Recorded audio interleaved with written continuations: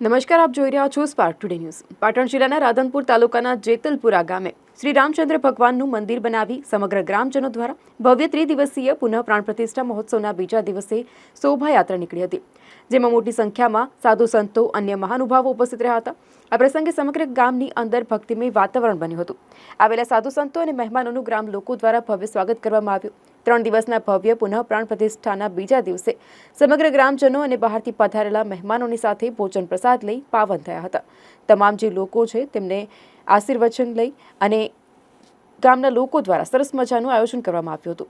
બોલીએ શ્રી રામચંદ્ર ભગવાન કી જય।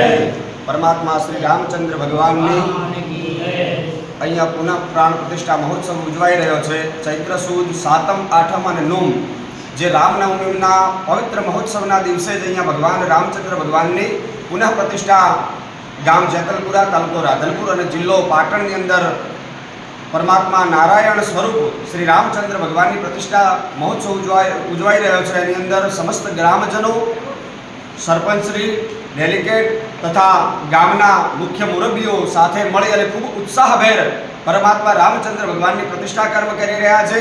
એ બદલ સમસ્ત ગામના, સમસ્ત આ મહોલ્લાની અંદર, સમસ્ત રાધનપુર તાલુકામાં અને સમસ્ત વિશ્વનો બધાનું કલ્યાણ થાય એ ભાવનાથી પરમાત્માની પ્રતિષ્ઠા ઉજવાઈ રહી છે।